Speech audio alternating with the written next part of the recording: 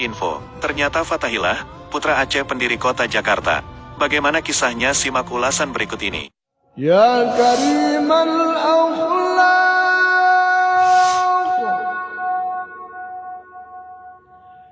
ya Rasulullah,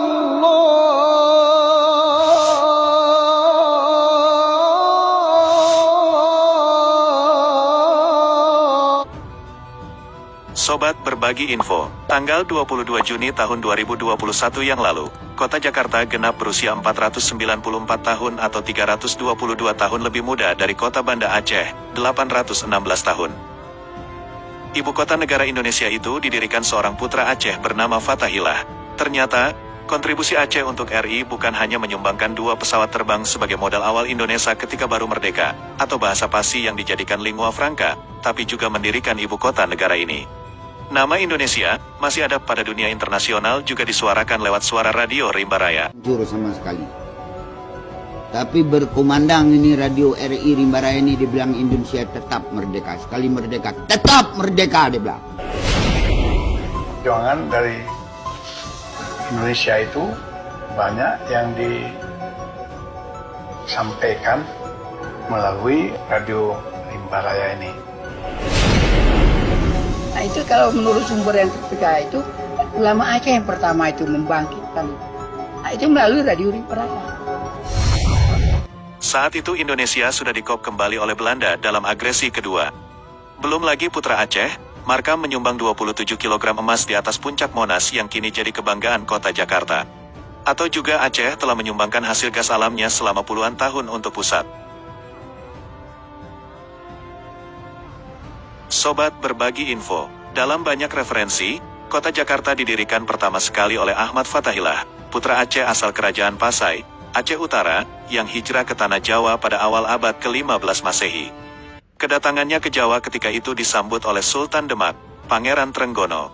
Atas dukungan Sultan Demak, Ahmad Fathahillah berhasil merebut Sunda Kelapa dan Banten dari kerajaan Pajajaran yang bersekongkol dengan Portugis. Penyerangan Fathahillah ke Pajajaran memperoleh 2 kemenangan sekaligus. Selain berhasil merebut Sunda Kelapa dari kerajaan Pajajaran, juga berhasil mengusir Portugis dari Sunda Kelapa daerah taklukannya. Atas kemenangan inilah pada tahun 1527 Masehi, Fathahillah diangkat menjadi Bupati Sunda Kelapa oleh Sultan Demak. Dalam tahun itu pula tanggal 22 Juni tahun 1527 Fathahillah mengubah nama Bandar Sunda Kelapa menjadi nama Jayakarta, yang kemudian disingkat menjadi Jakarta, mengandung makna kota kemenangan.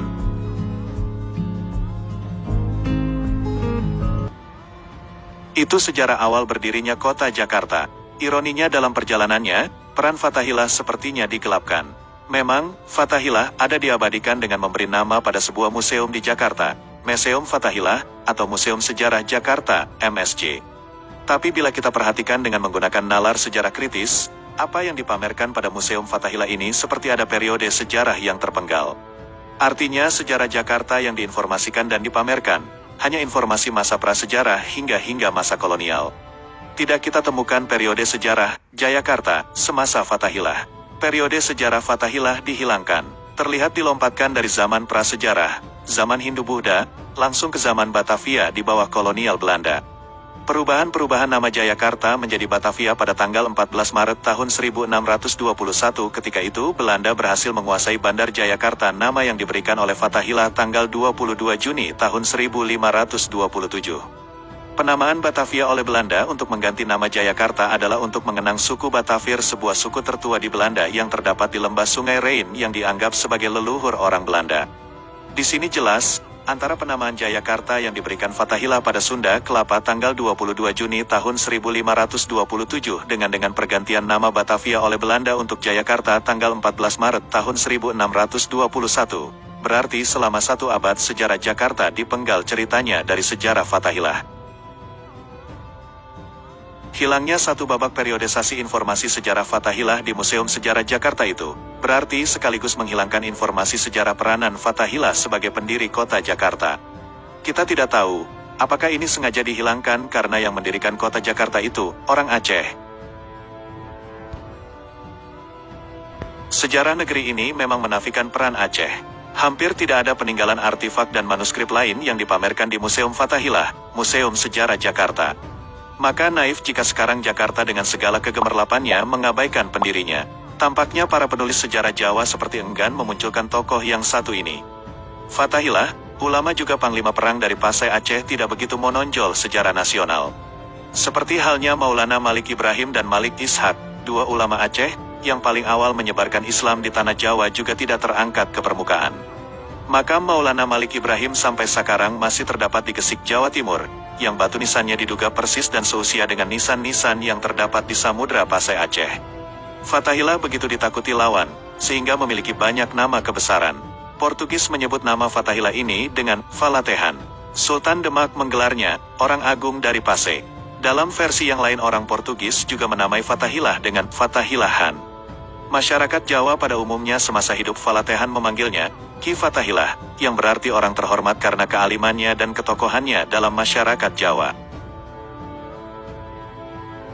Dalam banyak versi juga disebutkan sebenarnya yang dimaksud Sunan Gunung Jati dalam 9 Wali Songo di Jawa, salah satunya adalah Fathahillah. Dan nama Sunan Gunung Jati sendiri identik dengan Syarif Hidayatullah yang diabadikan pada nama Universitas Islam Negeri, UIN, Jakarta sekarang ini. Berarti menurut versi ini secara keulamaan Fathahillah menyandang dua nama lain yang ditabalkan kepadanya, yaitu Sunan Gunung Jati dan Syarif Hidayatullah. Sobat Berbagi Info, masih banyak sejarah yang dikubur, termasuk riwayat perkawinan Fathahillah sebagai menantu dari Sunan Gunung Jati, karena Fathahillah dikawinkan oleh Sultan Demak dengan keponakannya anak dari Sunan Gunung Jati. Sehingga jika ada pendapat bahwa Fathahillah bukanlah Sunan Gunung Jati atau Syarif Hidayatullah, suatu yang lemah.